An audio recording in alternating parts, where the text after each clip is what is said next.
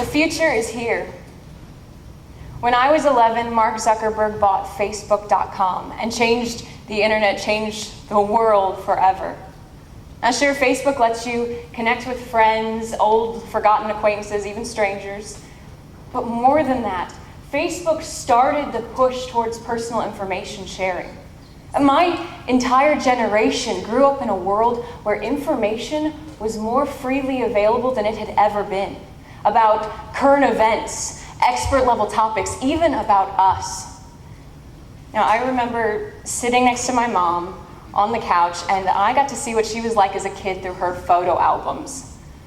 But my life is online, for my family and friends to see anytime they want. And some of those photos are really embarrassing, by the way. But for better or worse, they're there. In summer of 2011, I was part of the Occupy movement in Chicago.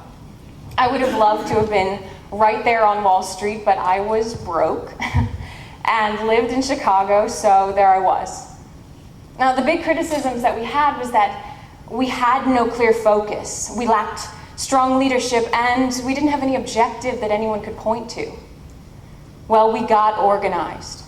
We found strong leadership, drafted a mandate, and we did what we're good at, spreading ideas like wildfire through social media.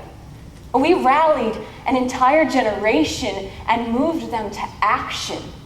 There were 80 million of us who grew up not apathetic like everyone believed, just powerless and unsure of how we could make a difference.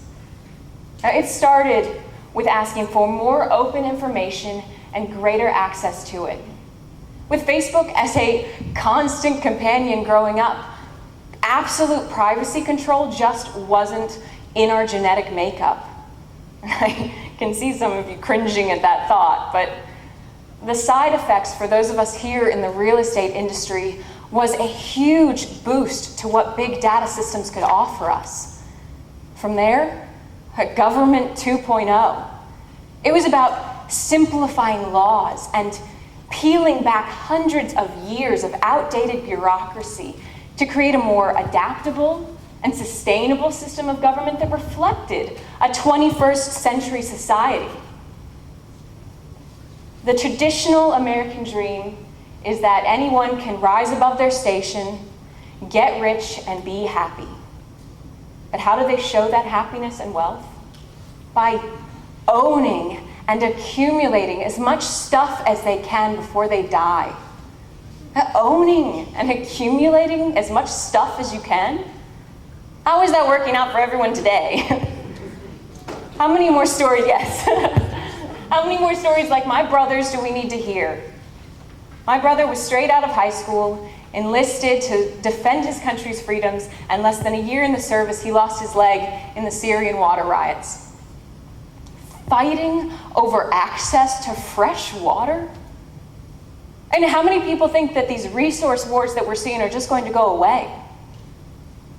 So I am sorry if it seems like I'm dismissing the 10,000 people who lost their jobs and had their lives disrupted by the Government 2.0 transition.